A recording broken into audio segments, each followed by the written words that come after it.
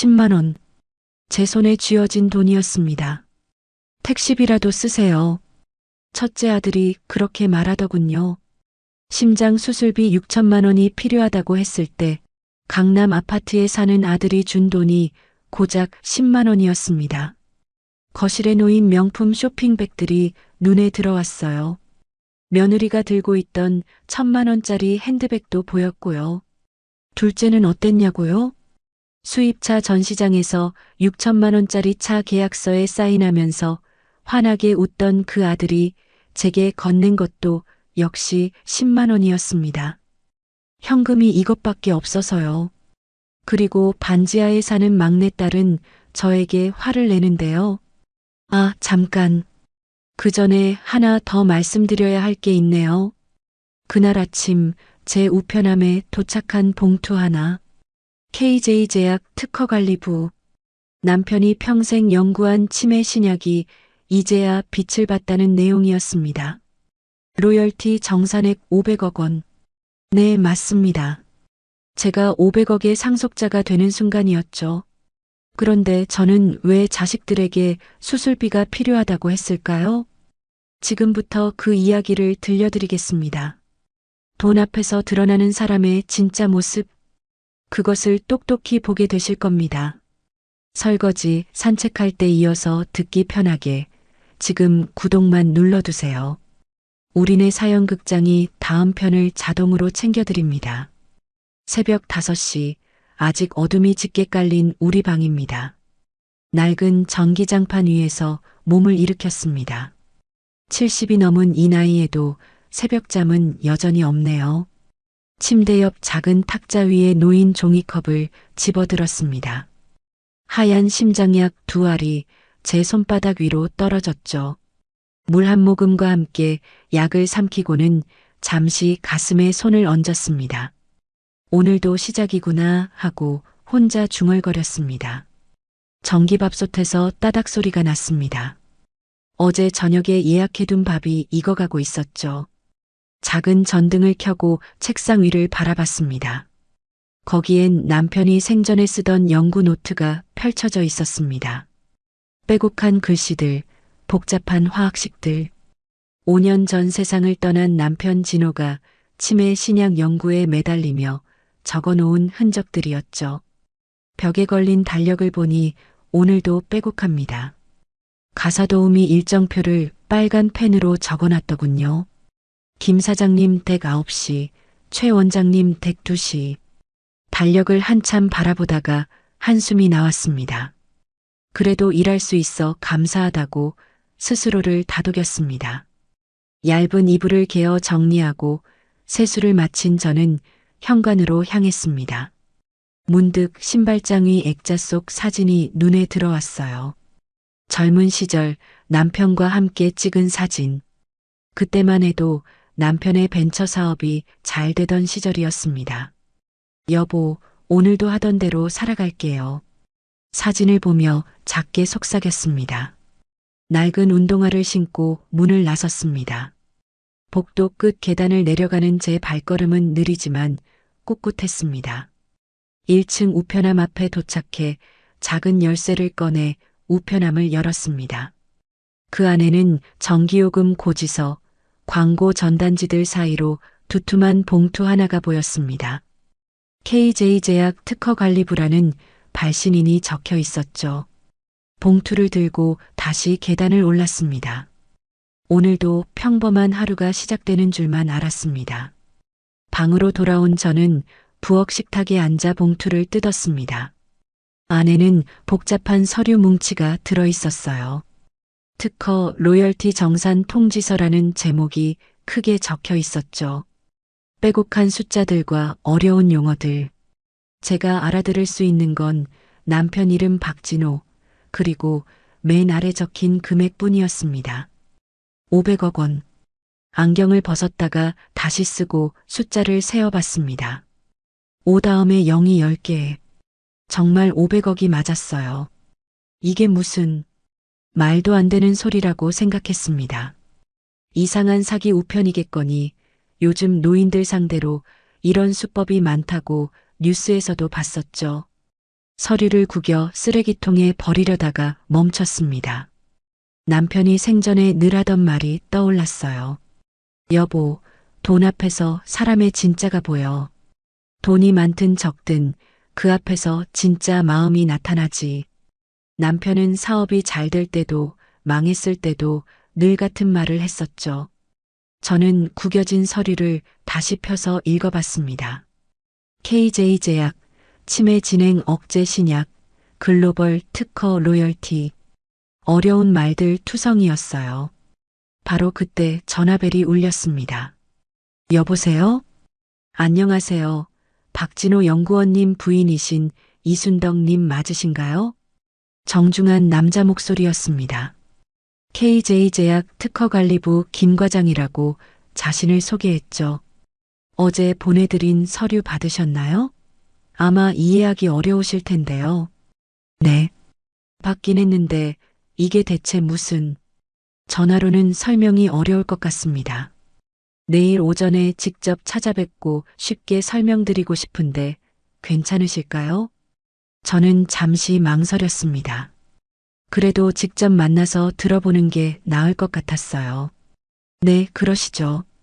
전화를 끊고 나니 손이 떨렸습니다. 500억? 그 숫자가 계속 머릿속을 맴돌았어요. 남편이 남긴 마지막 선물일까요? 아니면 그저 착오일까요? 저는 남편의 연구 노트를 다시 펼쳤습니다. 거기 적힌 한 문장이 유독 눈에 들어왔어요. 돈은 거울이다. 그 앞에 선 사람의 진짜 얼굴을 비춘다. 밤새 잠을 설쳤습니다. KJ제약이라는 곳에서 보낸 서류가 계속 머릿속을 맴돌았어요. 복잡한 숫자들과 어려운 용어들. 도대체 무슨 내용인지 알 수가 없었습니다. 새벽녘이야 겨우 잠이 들었다가 평소보다 늦은 7시에 일어났습니다. 오래된 앨범을 꺼냈어요. 먼지를 털어내고 한 장 한 장 넘기기 시작했습니다. 큰아들 준영이와 둘째 성규의 학창시절 사진들이 보였습니다. 미국 보스턴의 기숙사 앞에서 찍은 준영이, 런던 어학원 앞에서 환하게 웃는 성규. 그때는 남편 사업이 정말 잘 되던 시절이었죠. 중학교부터 고등학교까지 전 과정을 유학으로 보냈습니다.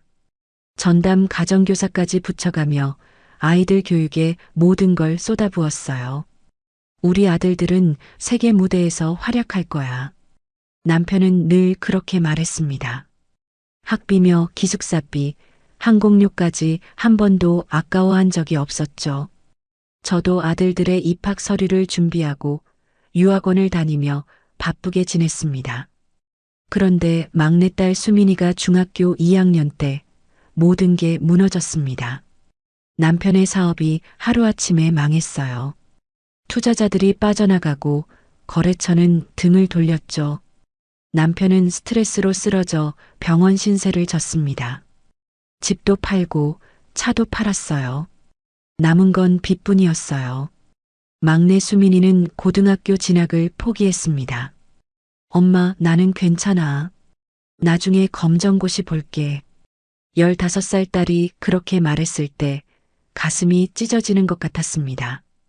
오빠들은 유학도 보내줬는데 막내딸은 학교도 못 가다니. 남편은 아들들과 달리 아무런 지원도 해주지 못하는 막내딸에게 늘 미안해했어요. 학업을 중단하게 만든 것에 대한 죄책감이 컸죠. 그래서 투병 중에도 틈날 때마다 딸에게 개인 과외를 해줬습니다. 생물학, 화학, 약학까지.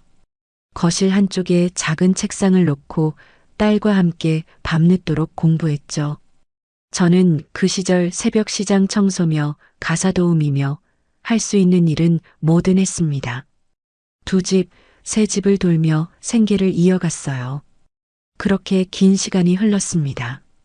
사업이 망한 지 12년째 되던 해, 남편은 끝내 세상을 떠났습니다. 벌써 5년 전 일이네요. 남편이 떠난 후 아이들은 각자의 삶을 살고 있습니다. 큰아들 준영이, 둘째 성규, 막내딸 수민이. 세 아이 모두 이제는 어른이 되었죠. 명절에나 겨우 얼굴을 봅니다. 아들 둘은 연락도 뜸해요. 안부 전화 한 통하는 게 그리 어려운 일인지. 용돈이라고는 생각해보니 제대로 받아본 기억이 없네요. 물론 제가 필요 없다고 했지만 그래도 한 번쯤은 물어봐 줬으면 했습니다. 책상 위에는 남편의 연구 노트가 놓여 있습니다. 남편이 생전에 치매 신약을 연구하며 적어둔 것들이죠. 빼곡한 글씨들, 복잡한 화학식들. 저는 하나도 이해할 수 없는 내용들이었습니다. 여보, 당신이 평생 연구한 게 뭔지 나는 아직도 몰라요. 노트를 쓰다듬으며 혼잣말을 했습니다. 그때 전화벨이 울렸습니다. 어제 전화했던 KJ 제약 김 과장이었어요. 어머님, 오전 10시에 찾아뵙겠습니다. 직접 만나서 차근차근 설명드릴게요. 네, 알겠습니다. 전화를 끊고 시계를 봤습니다. 9시, 1시간 남았네요. 부엌에 가서 보리차를 끓였습니다. 손님이 오시는데 대접할 게 마땅치 않았어요. 문득 거실벽에 걸린 가족 사진이 눈에 들어왔습니다. 15년 전 남편 사업이 한창 잘 될 때 찍은 사진. 준영이는 20살, 성규는 17살, 막내 수민이는 겨우 7살이었죠. 그때만 해도 우리 가족이 이렇게 될 줄은 몰랐습니다. 다시 남편의 연구 노트를 들여다봤습니다. 이 노트가 정말 돈이 된다는 건가요? 남편이 평생을 바친 연구가 이제야 빛을 본다는 건가요? 초인종이 울렸습니다. 벌써 10시가 되었나 봅니다. 초인종을 누르는 분은 30대 중반쯤 되어 보이는 남자였습니다. 단정한 정장에 서류 가방을 들고 있었어요. 안녕하세요, 어머님. KJ제약 특허관리부 김정민 과장입니다. 네, 어서 오세요. 거실로 안내하고 보리차를 따라드렸습니다. 김 과장은 서류 가방에서 여러 문서들을 꺼내 테이블 위에 정리했어요. 어머님, 어제 보내드린 서류 보셨죠?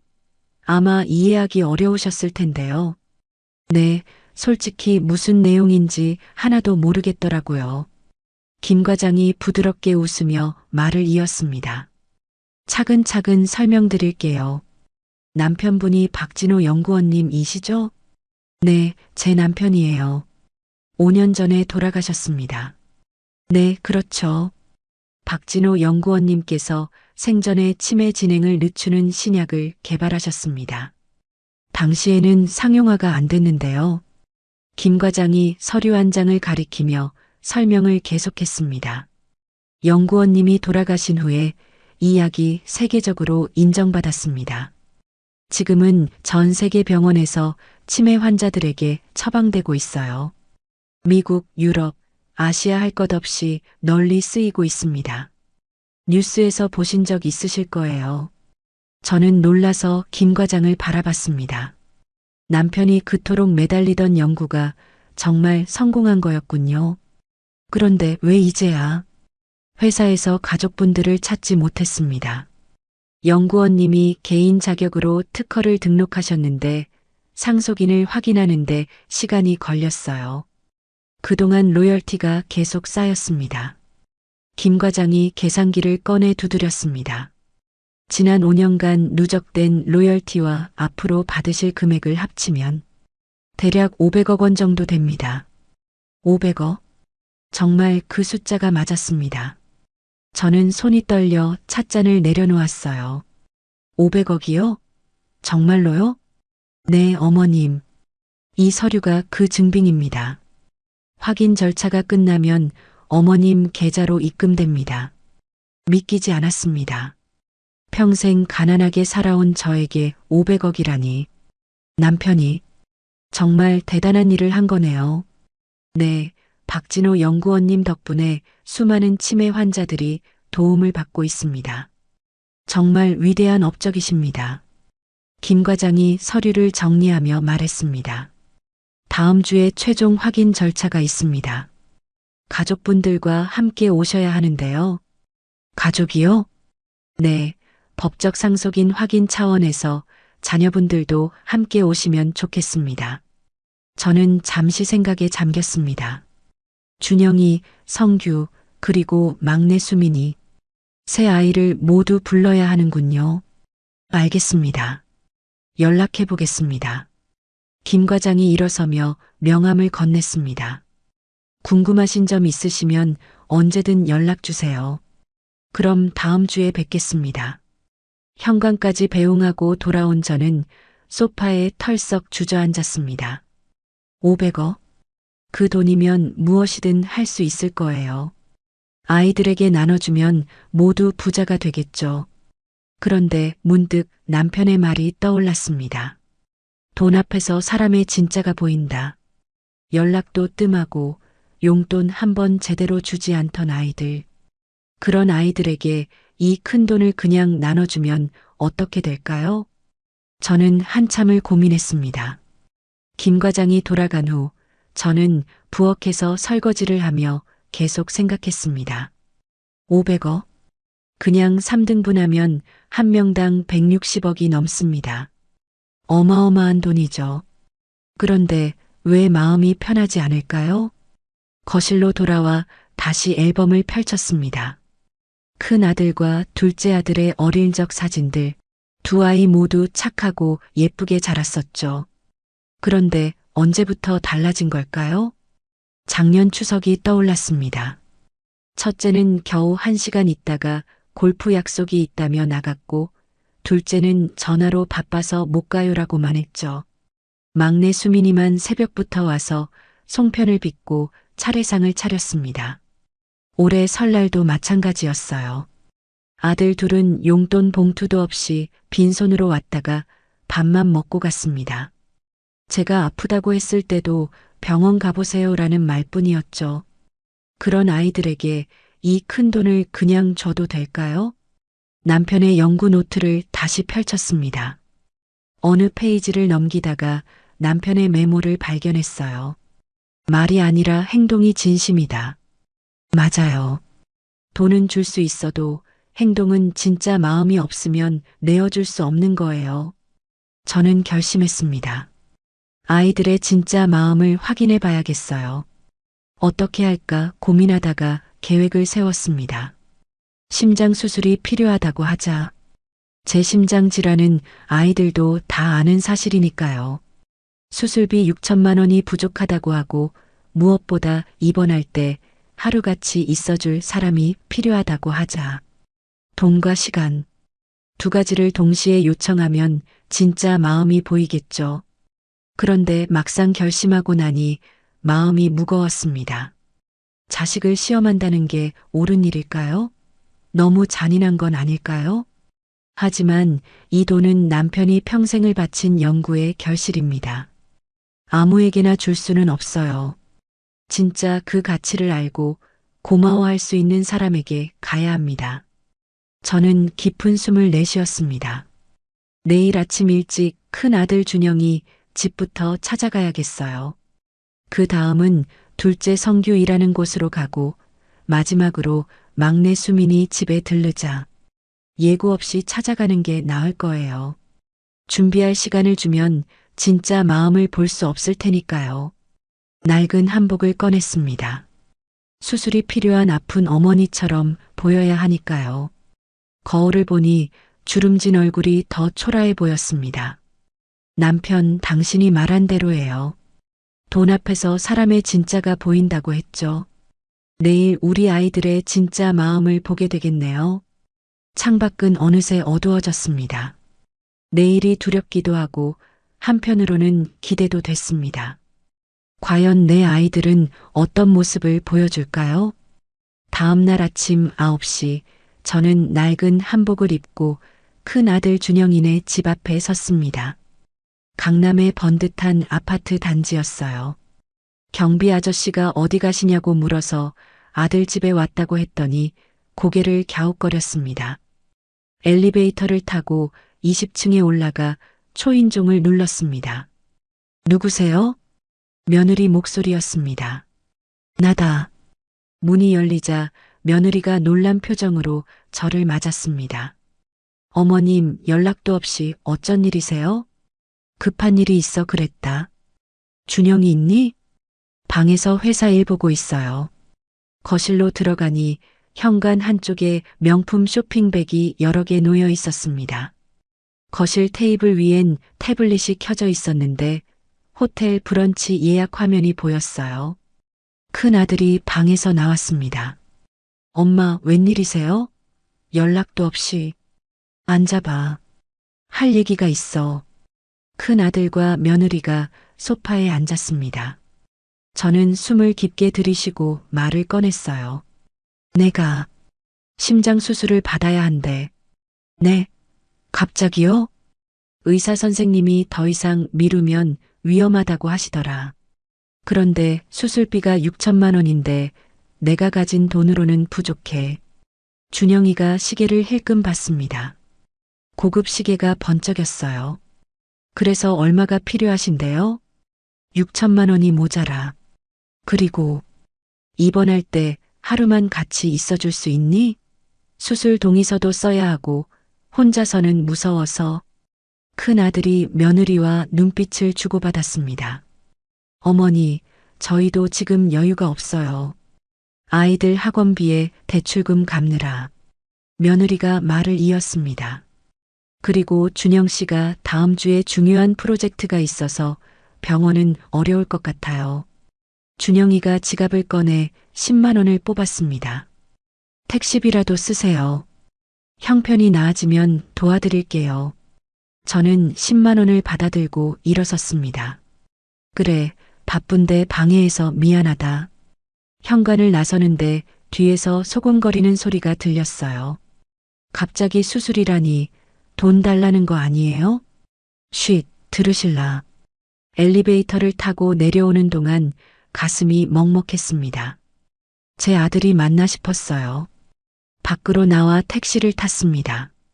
어디로 모실까요? 판교요. 수입차 전시장으로 가주세요. 이제 둘째 성규를 만나러 갈 차례입니다.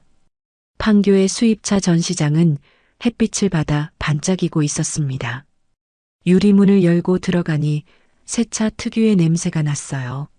어서 오십시오. 젊은 직원이 인사를 했지만 제 초라한 차림새를 보더니 관심을 잃었습니다. 저, 둘째 아들 성규 있나요? 아, 성규 팀장님이요? 저쪽 VIP룸에 계십니다. VIP룸으로 가니 둘째 성규가 고객과 밝게 웃으며 이야기하고 있었어요. 저를 발견한 성규의 표정이 굳어졌습니다. 어머니, 여긴 어쩐 일이세요? 고객에게 양해를 구하고 저를 휴게실로 안내했습니다. 엄마, 갑자기 회사까지 오시면 어떡해요? 무슨 일이에요? 성규야, 앉아봐. 중요한 얘기가 있어. 둘째 아들이 불안한 듯 시계를 봤습니다. 빨리 말씀하세요. 손님이 기다리고 계셔서. 내가 심장 수술을 받아야 한대. 의사가 더 이상 미루면 위험하다고. 네, 진짜요? 언제부터 그렇게 심각했어요? 수술비가 6천만 원인데 내가 가진 돈으로는 부족해. 그리고 입원할 때 하루만 같이 있어줄 수 있니? 혼자서는 무서워서. 둘째 성규가 서랍을 열어 지갑을 꺼냈습니다. 현금을 세더니 10만 원을 건넸어요. 엄마, 지금 현금이 이것밖에 없어요. 요즘 카드만 쓰다 보니. 바로 그때 성규의 휴대폰이 울렸습니다. 네, 고객님. 지금 가겠습니다. 성규가 급하게 일어섰습니다. 엄마, 저 VIP 고객이 6천만 원짜리 차 계약하러 오셨어요. 나중에 다시 연락드릴게요. 병원은 그날 일정 확인해 보고요. 둘째 아들이 VIP룸으로 뛰어갔습니다. 유리창 너머로 성규가 계약서를 들고 환하게 웃는 모습이 보였어요. 고객과 악수하며 연신 고개를 숙였습니다. 저는 10만 원을 주머니에 넣고 전시장을 나왔습니다. 택시를 타고 막내딸 수민이네 집으로 향했습니다. 두 아들에게서 받은 건 각각 10만 원씩, 도합 20만 원. 그리고 시간은 둘 다 거절했죠. 차창 밖 풍경이 점점 변했습니다. 번화한 판교에서 조금씩 외곽으로 나가더니 오래된 빌라촌이 나타났어요. 여기서 내려주세요. 좁은 골목길을 걸어 들어갔습니다. 막내 수민이가 사는 곳은 반지하 작은 빌라였어요. 이제 막내딸을 만날 차례입니다. 가슴이 두근거렸습니다. 수민이는 어떤 모습을 보여줄까요? 막내딸 수민이네 집으로 가는 길, 저는 잠시 근처 공원 벤치에 앉았습니다. 두 아들에게서 받은 20만 원을 꺼내봤어요. 이게 전부였습니다. 벤치에 앉아 하늘을 올려다봤습니다. 구름이 천천히 흘러가고 있었어요. 남편 생각이 났습니다. 17년 전 사업이 망했을 때 남편이 병원에서 했던 말이 떠올랐어요. 여보, 미안해. 준영이랑 성규는 좋은 교육 다 시켜줬는데 우리 막내는. 그때 병상에서 남편의 눈에 눈물이 고였었죠. 15살 수민이가 고등학교 진학을 포기한다고 했을 때 남편은 사흘 동안 밥도 제대로 못 먹었습니다. 수민아, 아빠가 직접 가르쳐 줄게. 아빠가 박사잖아. 학교보다 더 잘 가르쳐 줄 수 있어. 그렇게 남편은 투병 중에도 막내딸에게 생물학과 화학을 가르쳤습니다. 거실 한쪽에 작은 책상을 놓고 현미경이며 실험 도구들을 하나씩 구해왔죠. 돈이 없어서 중고로 산 것들이었지만 남편은 정성껏 닦고 손질했습니다. 수민아, 이 구조식 봐봐. 이렇게 연결되면 새로운 물질이 되는 거야. 막내 수민이는 아버지 곁에서 열심히 공부했어요. 때로는 아버지보다 먼저 답을 찾아내기도 했죠. 아빠, 이렇게 하면 더 효율적이지 않을까요? 정말? 어디 보자. 우와, 우리 딸 천재네. 부녀가 함께 웃던 모습이 아직도 선명합니다. 저는 그 시절 새벽 4시에 일어나 시장 청소를 했습니다. 겨울엔 손이 곱아서 제대로 빗자루를 잡을 수도 없었어요. 청소가 끝나면 곧바로 가사도우미 일을 갔죠. 하루에 2집, 3집을 돌았습니다. 어느 날 저녁 집에 돌아오니 남편과 수민이가 연구 노트를 펼치고 토론하고 있었어요. 아빠, 이 부분이 핵심인 것 같아요. 여기서 속도를 늦추면. 맞아. 수민이가 찾았구나. 이게 바로 답이야. 남편이 그렇게 기뻐하는 모습을 본 건 오랜만이었습니다. 12년이란 시간이 흘렀고 남편은 끝내 연구를 완성하지 못한 채 세상을 떠났습니다. 그날 막내 수민이는 아버지의 손을 잡고 울면서 약속했었죠. 아빠, 내가 꼭 이어서 할게요. 아빠가 가르쳐 준 거 다 기억하고 있어요. 벤치에서 일어났습니다. 이제 정말로 막내딸을 만날 시간입니다. 좁은 골목을 돌아 수민이네 빌라 앞에 섰습니다. 낡은 철문이 녹슬어 있었어요. 지하로 내려가는 계단은 가파르고 어두웠습니다. 문 앞에 서서 초인종을 눌렀습니다. 과연 막내딸 수민이는 어떤 대답을 할까요? 초인종을 누르자 곧바로 발소리가 들렸습니다. 누구세요? 엄마. 문이 열리자마자 막내딸 수민이가 저를 끌어안았습니다. 엄마, 갑자기 웬일이야? 얼굴이 왜 이렇게 안 좋아? 어디 아파? 막내 수민이가 제 이마에 손을 대봤습니다. 차가운 딸의 손길에 마음이 따뜻해졌어요. 일단 들어와. 밖에 서 있지 말고. 좁은 반지하 방으로 들어갔습니다. 벽에는 곰팡이 자국이 있었고 창문으로는 지나가는 사람들의 발만 보였어요. 하지만 깨끗하게 정돈되어 있었습니다. 한쪽 구석에는 청소 도구들이 가지런히 정리되어 있었고 가사도우미 유니폼이 빨래줄에 걸려 있었습니다. 엄마, 여기 앉아. 따뜻한 거 마시면 좀 나아질 거야. 수민이가 부엌에서 보리차를 따라왔습니다. 낡은 찻잔이었지만 깨끗했어요. 수민아, 너 오늘 일은? 오늘은 쉬는 날이야. 어제까지 3일 연속 초고층 아파트 대청소했더니 몸이 좀. 막내딸이 어깨를 주무르며 웃었습니다. 손을 보니 거칠고 갈라져 있었어요. 세제를 많이 만져서 그런 것 같았습니다. 그 집 사모님이 까다로우셔서 욕실 한번 청소하는데 2시간 걸려. 무릎 꿇고 타일 사이사이 솔로 문질러야 해. 그래도 일당을 조금 더 주셔서. 수민이가 씁쓸하게 웃었습니다. 제 가슴이 아팠어요. 엄마, 병원은 다녀왔어? 심장약은 제때 먹고 있지? 수민아, 사실. 제가 망설이자 막내딸이 제 옆에 바짝 앉았습니다. 무슨 일이야? 천천히 말해. 의사 선생님이 수술을 받아야 한대. 수민이의 눈이 커졌습니다. 뭐? 수술? 심장 수술? 응. 더 이상 약으로는 안 된대. 빨리 수술하지 않으면. 막내딸이 제 손을 꽉 잡았습니다.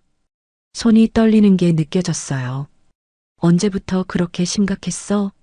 왜 이제야 말해? 혼자 끙끙 앓았구나. 너희들 걱정시키기 싫어서.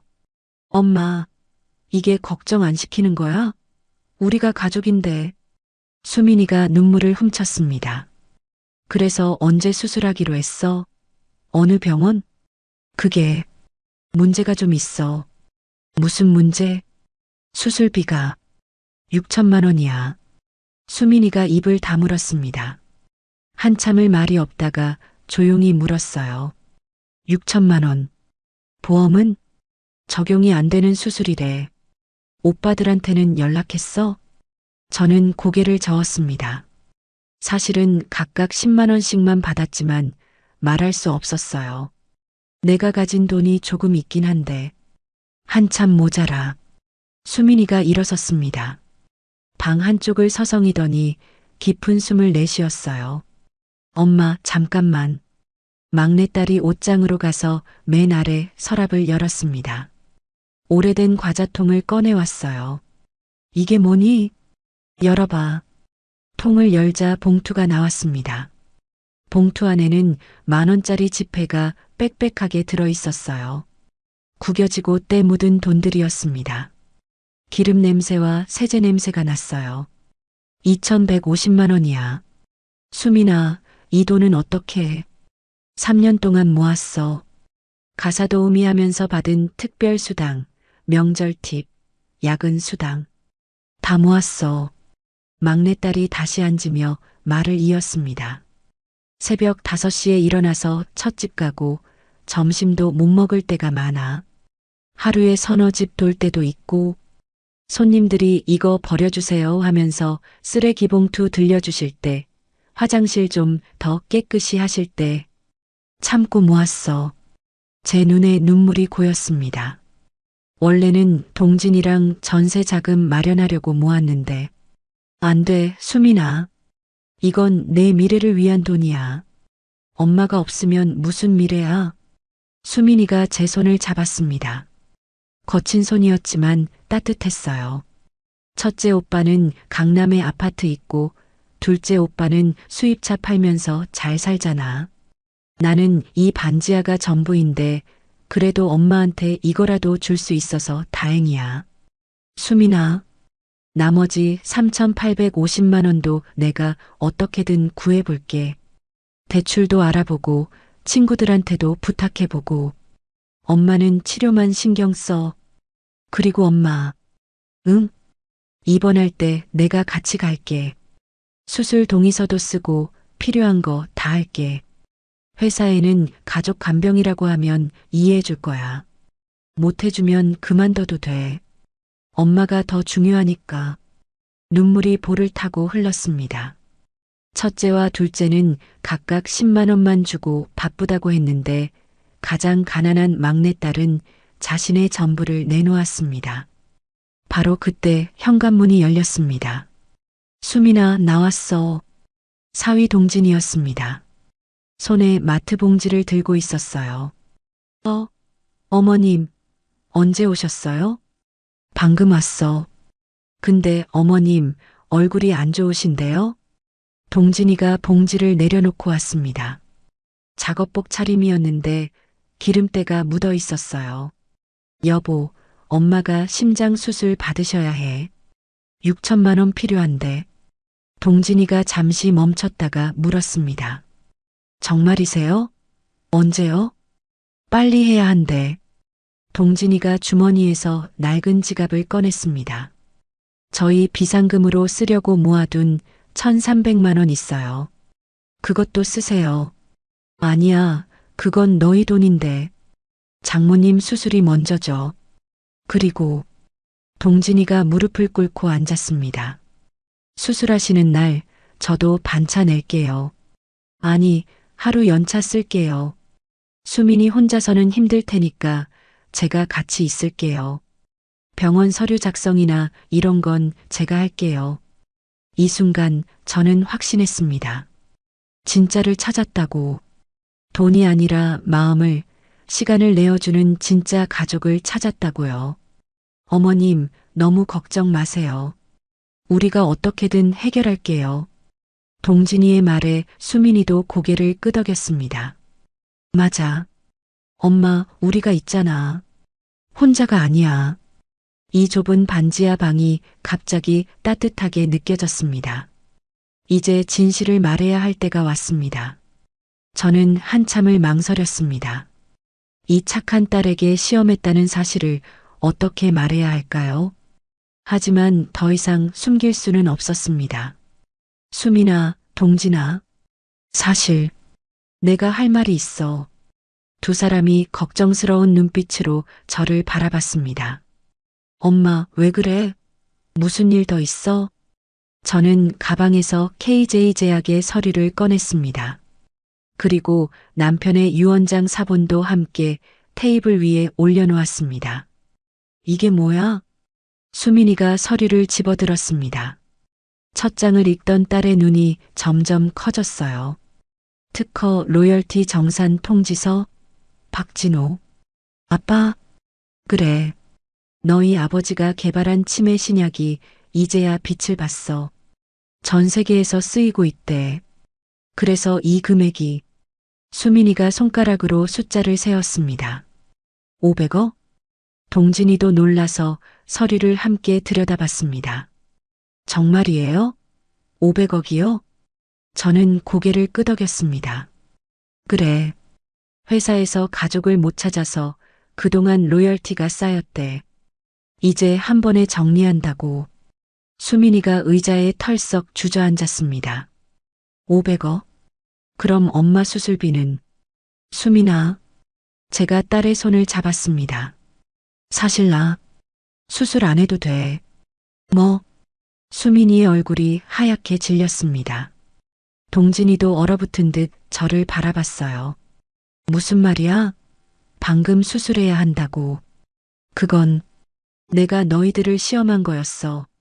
침묵이 흘렀습니다. 무거운 침묵이었어요. 수민이의 눈에 눈물이 고이기 시작했습니다. 시험? 엄마가 나를 시험했다고? 미안해, 수민아. 정말 미안해. 수민이가 일어섰다가 다시 앉았습니다. 손으로 얼굴을 가리고 한참을 있다가 떨리는 목소리로 물었어요. 왜 그런 거야? 이 큰 돈을 그냥 나눠줄 수가 없었어. 너희들의 진짜 마음을 보고 싶었어. 그래서 오빠들은?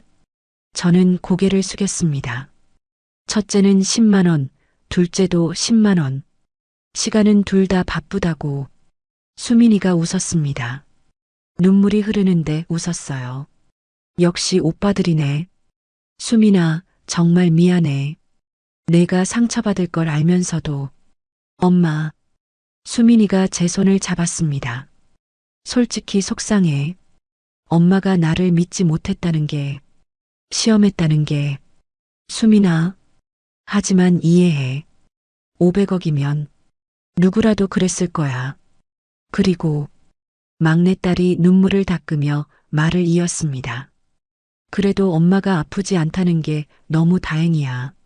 엄마. 동진이가 수민이의 어깨를 감쌌습니다. 맞아요. 어머님, 그럼 건강하신 거죠?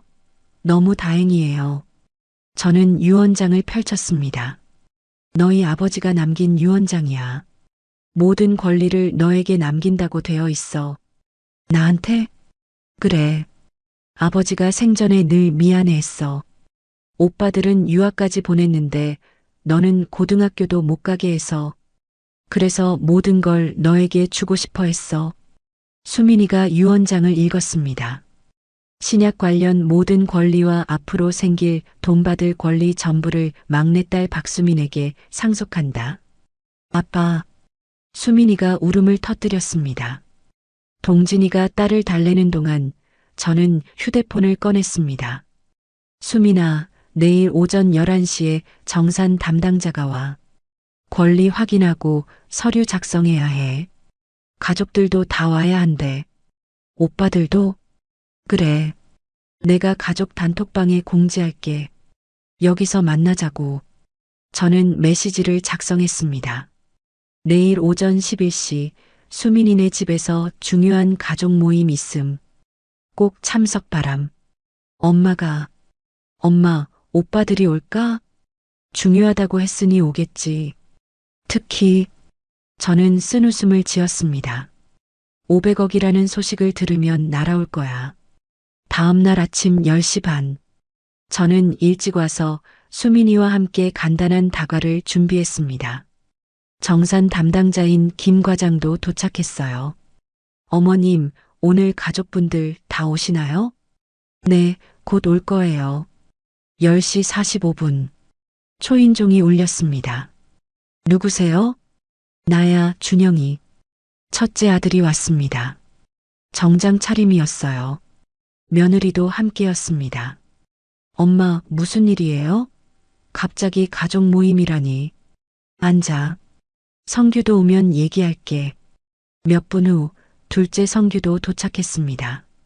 엄마, 저 바쁜데 무슨 일이에요? 두 아들이 좁은 반지하 방을 둘러봤습니다. 불편한 기색이 역력했어요. 김 과장이 서류를 꺼냈습니다. 안녕하세요. KJ제약 특허관리부 김정민입니다. 오늘은 박진호 연구원님의 특허 로열티 정산건으로 모였습니다. 특허 로열티? 첫째 준영이가 의아한 표정을 지었습니다. 네. 박진호 연구원님이 개발하신 치매 신약이 전 세계적으로 사용되면서 발생한 로열티입니다. 총액은 김 과장이 서류를 보여줬습니다. 500억 원입니다. 방안이 조용해졌습니다. 아니, 숨소리조차 들리지 않을 정도로 고요했어요. 500억? 둘째 성규가 더듬거렸습니다. 네, 맞습니다. 첫째 준영이가 계산기를 꺼냈습니다. 손가락이 빠르게 움직였어요. 500억을 3으로 나누면 166억.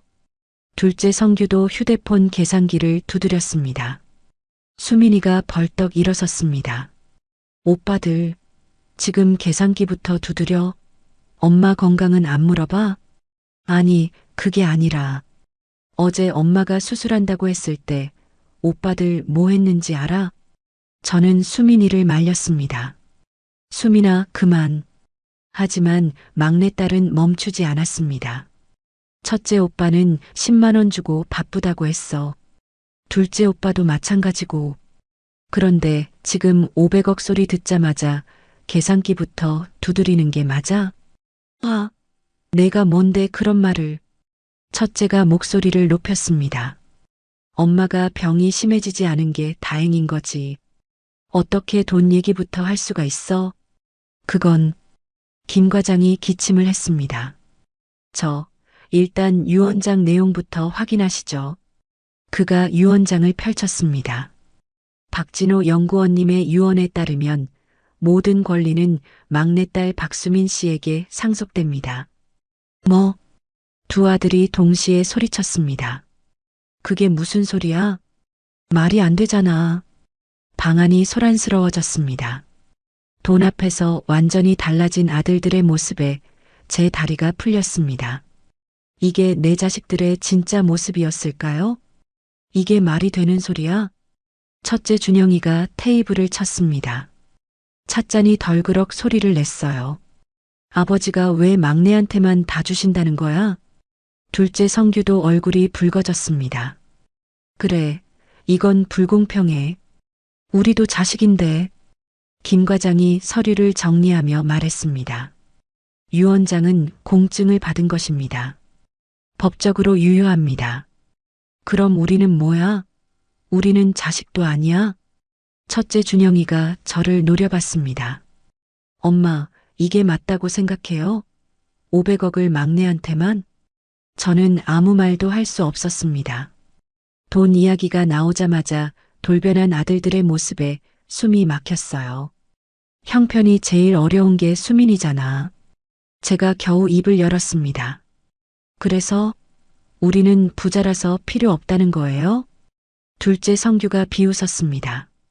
엄마도 참, 어제는 수술비 달라고 우리 집까지 오시더니, 그것도 거짓말이었구나. 첫째 준영이가 냉소적으로 웃었습니다. 시험이었다고 했죠? 우리를 시험했다고. 며느리가 끼어들었습니다. 어머님, 그건 너무하신 거 아니에요? 가족을 시험하다니. 그러게요. 우리가 뭐 남이에요? 둘째 성규가 계산기를 다시 두드렸습니다. 최소한 3분의 1은 받아야 해. 그게 상식이지. 맞아. 유류분이라는 것도 있어. 첫째가 휴대폰으로 뭔가를 검색하기 시작했습니다.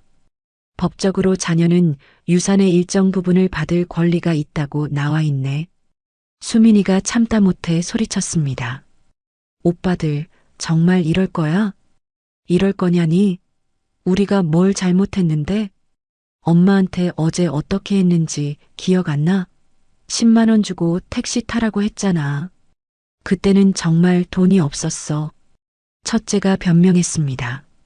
돈이 없었다고? 명품백은 사면서? 그건 미리 주문한 거고. 수입차 계약은? 3천만 원짜리 차는 바로 계약하면서 엄마한테는 10만 원? 둘째가 얼굴을 붉혔습니다. 그건 일이야, 일. 영업이란 걸 내가 알아? 형제들의 목소리가 점점 커졌습니다. 서로를 비난하고 돈을 계산하고 권리를 주장했어요.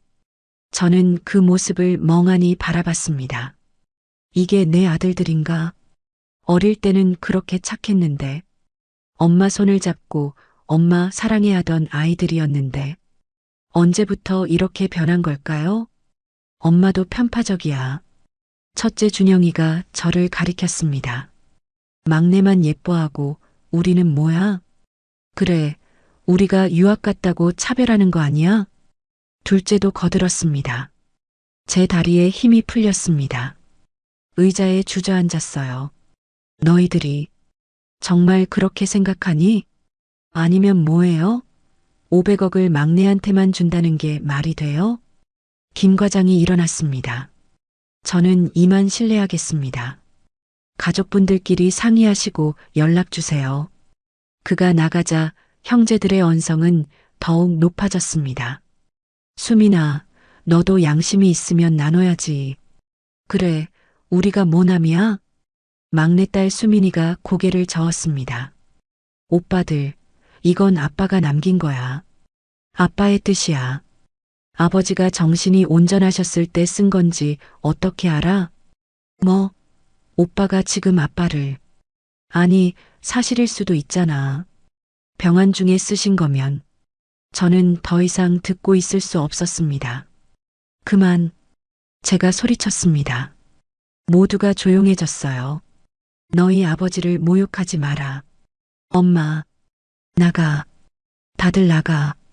엄마, 우리가 뭘. 나가라고 했어. 저는 일어섰습니다. 온몸이 떨렸어요. 첫째와 둘째가 서로 눈짓을 주고받았습니다. 좋아요. 하지만 이건 끝이 아니에요. 법적으로 따져볼 거예요. 두 아들이 문을 쾅 닫고 나갔습니다. 방 안이 조용해졌습니다. 수민이가 제 곁으로 왔어요. 엄마, 괜찮아? 저는 고개를 저었습니다. 괜찮지 않았어요. 하나도 괜찮지 않았습니다. 내가 낳아서 기른 아들들이 돈 앞에서 저렇게 변하다니. 아버지의 유언까지 의심하고 법적으로 싸우겠다고 하다니. 엄마, 수민이가 제 손을 잡았습니다. 오빠들은 원래 저래. 엄마가 몰랐을 뿐이야. 내가 잘못 키운 걸까? 엄마 잘못이 아니야. 동진이도 위로했습니다. 어머님, 돈이 사람을 바꾸는 게 아니라 원래 모습을 보여주는 거예요. 남편이 했던 말이 떠올랐습니다. 돈 앞에서 사람의 진짜가 보인다. 정말 그랬습니다. 500억이라는 돈 앞에서 아들들의 진짜 모습이 드러났어요. 제가 그토록 믿고 사랑했던 아들들이 돈 앞에서는 이렇게 추악해질 수 있다는 것을 절망스러웠습니다. 모든 것이 무너지는 것 같았어요. 저는 한참을 앉아 있다가 천천히 일어났습니다. 옷장 위에서 오래된 상자를 내렸어요. 먼지가 풀풀 날렸습니다. 엄마, 뭐 하려고? 막내 수민이가 물었지만 저는 대답하지 않았습니다. 상자를 열자 낡은 서류들과 사진들이 나왔어요. 첫째 준영이의 유학 영수증들이었습니다. 보스턴 기숙사비 1년에 5천만 원, 학비는 따로 6천만 원, 전담 가정교사 비용 월 300만 원, 둘째 성규의 것도 있었습니다. 런던 어학원 등록금, 홈스테이 비용, 항공료. 이게 뭐야? 막내 수민이가 서류를 들여다봤습니다. 너희 오빠들 유학 비용이야. 한 명당 1년에 2억은 들었지.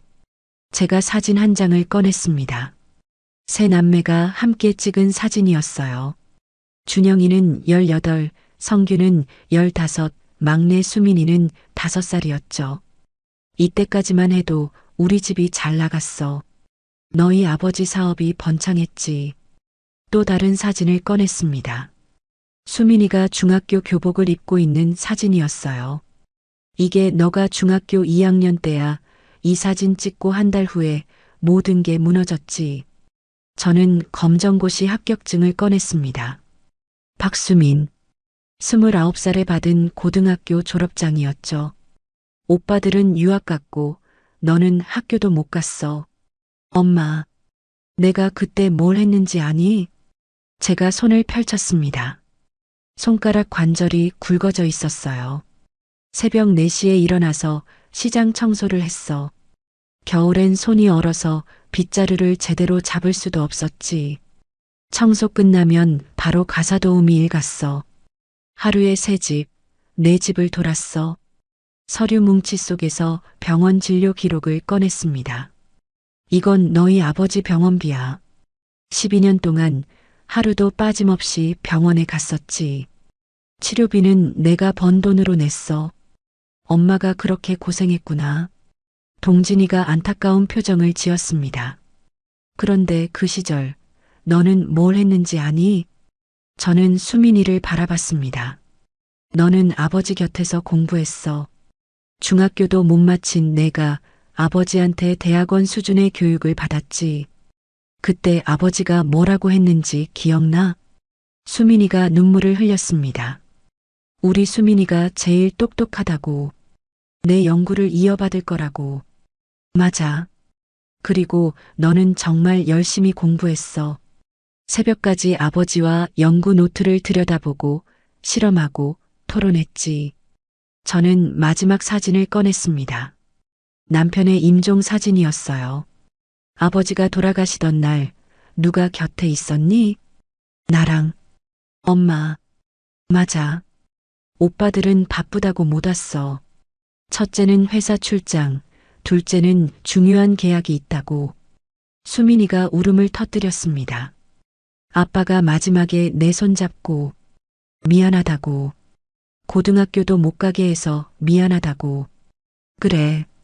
그래서 아버지가 모든 걸 너에게 남긴 거야. 저는 유언장을 다시 펼쳤습니다. 여기 봐. 막내딸 수미는 가장 어려운 시기에 가장 많이 희생했다. 내가 해줄 수 있는 건 이것뿐이다. 아버지가 직접 쓴 거야. 동진이가 조용히 물었습니다. 그럼 형님들은 정말 아무것도 못 받는 건가요? 법적으로는 그래. 하지만 저는 수민이를 받습니다. 결정은 수민이가 해야지. 이제 모든 권리는 수민이에게 있으니까. 수민이가 한참을 울다가 말했습니다. 엄마, 나는 돈이 중요한 게 아니야. 아빠가 나를 인정해줬다는 것, 그것만으로도 충분해. 수민아, 그리고 오빠들. 막내딸이 눈물을 닦으며 말을 이었습니다. 오빠들이 저렇게 변한 것도 어쩌면 당연한 건지도 몰라. 어릴 때부터 풍족하게 자랐고 힘들 때 가족이 어떻게 버텼는지 보지 못했으니까. 저는 수민이의 손을 잡았습니다. 너무 착해서 탈이야, 너는. 아니야. 엄마, 나는 그저. 수민이가 창밖을 바라봤습니다. 나는 그저 아빠처럼 살고 싶어. 돈보다 중요한 게 있다는 걸 아는 사람으로. 저는 딸을 꼭 안았습니다. 이 아이가 진짜 남편의 뜻을 이어받은 것 같았어요. 그래도 용서는 해야 해. 하지만 제가 단호하게 말했습니다. 잊지는 않을 거야. 절대로. 다음 날 아침 김 과장이 다시 왔습니다. 최종 서류를 작성하기 위해서였죠. 어머님, 가족분들과 상의는 끝나셨나요? 네. 결정했습니다. 저는 유언장을 테이블 위에 놓았습니다. 남편의 유언대로 하겠습니다. 모든 권리는 막내딸 수민이에게. 김 과장이 고개를 끄덕였습니다. 알겠습니다. 그럼 서류 작성하겠습니다. 박수민 씨? 수민이가 앞으로 나왔습니다. 서류에 서명하면서 딸의 손이 떨리는 게 보였어요. 이제 모든 권리가 박수민 씨에게 이전됩니다. 다만 김 과장이 설명을 이었습니다. 실제 입금은 현재 생존해 계신 배우자, 즉 어머님 계좌로 들어갑니다. 어머님이 관리하시다가 추후 상속하시면 됩니다. 네, 알겠습니다. 서류 작성이 끝나고 김 과장이 돌아간 후 수민이가 입을 열었습니다. 엄마, 응? 나는 이 돈을 받지 않을 거야. 저와 동진이가 놀라서 수민이를 봤습니다. 무슨 말이야? 아니, 정확히 말하면 수민이가 깊은 숨을 쉬고 말했습니다. 엄마 살아계신 동안 이 돈은 엄마 돈이에요. 편히 쓰세요. 수민아, 저는 어릴 때 못한 공부만 도와주세요. 검정고시는 했지만 제대로 된 교육을 받고 싶어요. 아빠가 가르쳐 준 것을 바탕으로 더 배우고 싶어요. 막내딸이 제 손을 잡았습니다. 그리고 남는 돈이 있다면 저처럼 형편이 어려워서 출발선부터 한참 뒤에서 시작하는 아이들을 위해 써주세요. 배움 기금으로요. 배움 기금? 네. 집이 가난해서 공부를 포기해야 하는 아이들, 그런 아이들에게 기회를 주는 거예요. 저처럼 늦었지만 다시 시작할 수 있도록. 저는 딸을 꼭 안았습니다. 눈물이 났어요. 너무 착해서 어떡하니. 착한 게 아니에요. 저는 이미 아빠한테 최고의 선물을 받았어요. 아빠가 직접 가르쳐 준 지식, 그리고 아빠의 연구 노트. 수민이가 가방에서 낡은 노트를 꺼냈습니다. 남편의 연구 노트였어요. 엄마, 이거 저한테 주실 거죠? 그럼. 아버지가 너한테 주고 싶어 했던 거야. 이게 있으면 저는 충분해요. 아빠가 못다 이룬 연구를 제가 이어서 할게요. 동진이가 말했습니다. 수민아, 그래도 생활비는 필요하잖아. 엄마가 도와주실 거예요. 그렇죠, 엄마. 저는 고개를 끄덕였습니다. 당연하지. 너가 공부하는 동안 모든 지원을 해줄게. 그럼 됐어요. 저는 그걸로 충분해요. 수민이가 창밖을 바라봤습니다. 오빠들은 어떻게 할 거예요? 저는 한숨을 쉬었습니다. 모르겠어. 아직 연락이 없네. 엄마가 조건을 제시해 보는 건 어때요? 조건? 네. 돈으로 관계를 회복할 수는 없지만 최소한의 기회는 줘야 하지 않을까요? 수민이가 종이에 뭔가를 적기 시작했습니다. 첫째, 분기별로 한 번씩 엄마를 찾아뵙기. 하루 종일 함께 시간 보내기. 그게 가능할까? 조건이니까요. 두 번째, 매월 가족 봉사활동 참여. 무료급식 쏘든 어디든. 동진이가 거들었습니다. 세 번째, 주 1회 안부 전화. 본인 목소리로. 네 번째, 수민이가 잠시 생각하더니 말했습니다. 1년 동안 돈 선물 금지. 필요한 게 있으면 엄마가 먼저 말씀하실 때만. 저는 그 목록을 봤습니다. 이걸 오빠들이 받아들일까? 받아들이지 않으면 정말 끝인 거죠. 하지만 받아들인다면 수민이가 미소를 지었습니다. 시간이 지나면서 진짜 가족이 될 수도 있어요. 돈이 아니라 마음으로 연결된 가족. 저는 결심했습니다. 그래. 한번 해보자. 마지막 기회를 주는 거야. 전화기를 들고 첫째 준영이에게 전화했습니다. 여보세요? 준영아, 엄마야. 아, 네. 무슨 일이세요? 내일 다시 만나자. 할 얘기가 있어. 또 뭐? 마지막 기회야. 올 거니, 안 올 거니? 침묵이 흐른 후 대답이 들렸습니다. 갈게요. 둘째 성규에게도 같은 말을 했습니다. 이제 새로운 시작입니다. 돈이 아닌 진심으로 연결된 가족이 될 수 있을까요? 계절이 바뀌었습니다. 봄에서 여름으로, 여름에서 가을로. 처음에는 어색했습니다. 첫째 준영이와 둘째 성규가 조건을 받아들이긴 했지만 마지못해 하는 게 눈에 보였어요. 첫 번째 가족 봉사활동 날이었습니다. 무료급식소에서 첫째 준영이가 국을 퍼다가 국물이 튀었습니다. 아, 옷에 명품 셔츠에 국물이 튀자 인상을 찌푸렸죠. 그냥 닦으면 돼. 제가 말했지만 준영이는 내내 불편해했습니다. 둘째 성규도 마찬가지였어요. 배식하면서 시계를 계속 봤습니다. 엄마, 몇 시간 더 해야 해요? 끝까지. 하지만 시간이 지나면서 조금씩 변했습니다. 어느 날 무료급식소에서 한 할머니가 첫째 준영이에게 말했어요. 고맙습니다, 젊은이. 덕분에 따뜻한 밥 먹네. 준영이가 멈칫했습니다. 그리고 처음으로 진심 어린 미소를 지었어요. 별 말씀을요, 할머니. 둘째 성규도 변했습니다. 처음엔 마지못해 했던 안부 전화가 점점 길어졌어요. 엄마, 오늘 날씨 좋던데 산책하셨어요? 응, 했어. 다음에 같이 가요. 제가 시간 낼게요. 분기별 하루 동행도 지켜졌습니다. 병원 정기검진 날 첫째 준영이가 하루 종일 함께 했어요. 엄마, 검사 결과 기다리는 동안 차라도 한잔 할까요? 그래. 병원 카페에서 오랜만에 아들과 마주 앉았습니다. 엄마, 그때 죄송했어요. 준영이가 먼저 입을 열었습니다. 10만 원 드리고 그게 아직도 마음에 걸려요. 지나간 일이야. 아니에요. 정말 잘못했어요. 돈에 눈이 멀어서. 첫째 아들의 눈이 붉어졌습니다.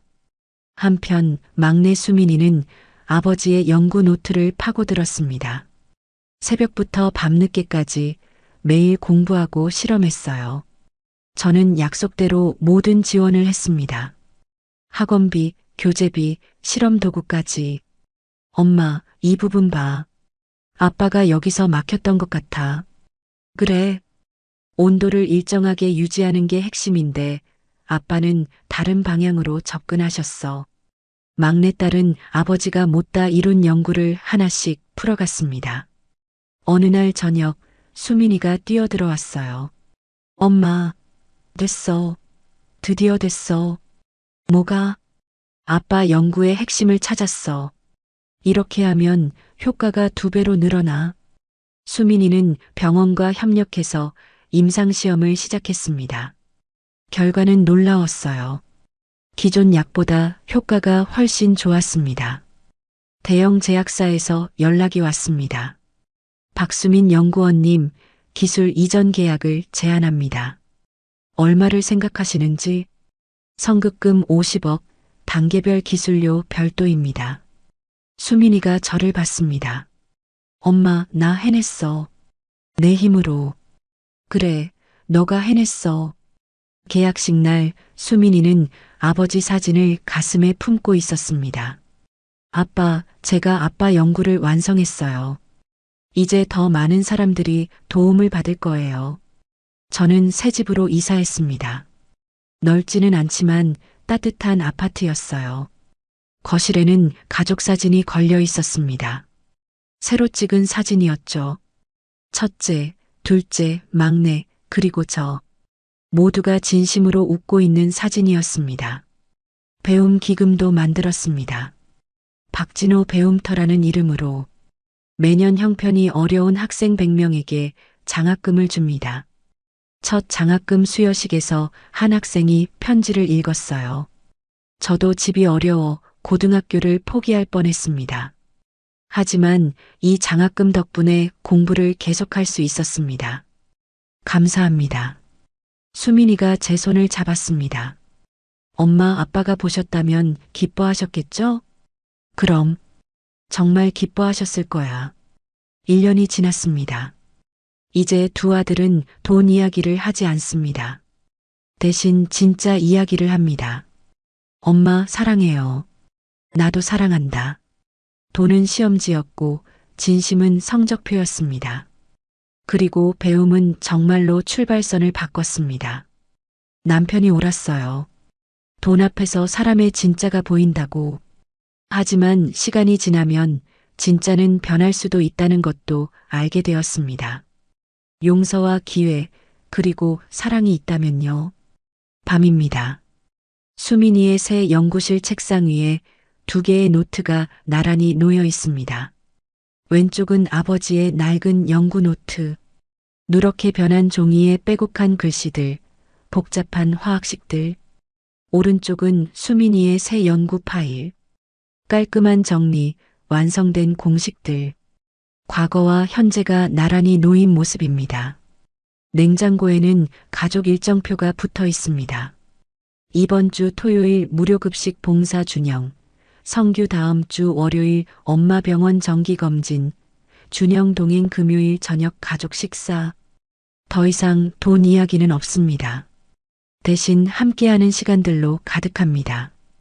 창밖으로 봄날의 첫 새싹이 보입니다. 겨울을 이겨내고 피어난 새 생명처럼 우리 가족도 새롭게 시작했습니다. 제 목소리가 조용히 흐릅니다. 돈은 시험지였습니다.